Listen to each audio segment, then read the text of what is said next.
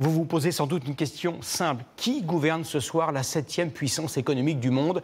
Les ministres d'hier, ceux d'aujourd'hui, vont-ils se contenter d'expédier les affaires courantes? Situation inédite que les institutions de la 5e République, pourtant robustes, n'avaient pas prévue. Julie Calderon, Tiffaine Leproux et Thierry Valta. La salle du Conseil des ministres, qui devait accueillir la première réunion du gouvernement Lecornu, est restée vide aujourd'hui. Moins de 24 heures après leur nomination, le gouvernement est déjà tombé. Et pourtant, ceux que l'on appelle désormais les ministres démissionnaires vont bien devoir travailler. Ils devront gérer les affaires courantes du pays. Seule exception, Bruno Le Maire, qui a annoncé quitter définitivement ses fonctions de ministre des Armées. C'est Sébastien Lecornu qui gérera les affaires courantes de ce ministère.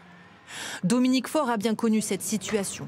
En 2024, après la chute du gouvernement Attal, durant 2 mois, elle a géré les collectivités territoriales tout en étant démissionnaire.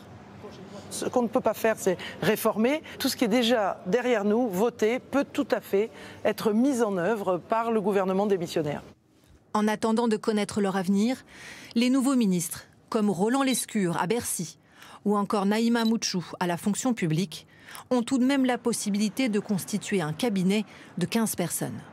Autre conséquence immédiate de la chute du gouvernement Lecornu, la déclaration de politique générale prévue demain à l'Assemblée nationale est annulée. Et les motions de censure que l'opposition avait déjà prévu de déposer dans la foulée devront elles aussi attendre.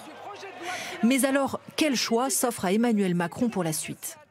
Il donne jusqu'à mercredi soir à Sébastien Lecornu pour trouver une solution et un accord entre les partis. Mais s'il échoue, d'autres options sont possibles.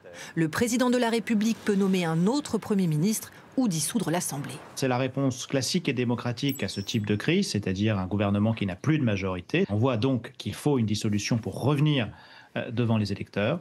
Mais ce n'est pas forcément une solution en soi, car rien ne garantit que des élections anticipées apporteront la clarification nécessaire.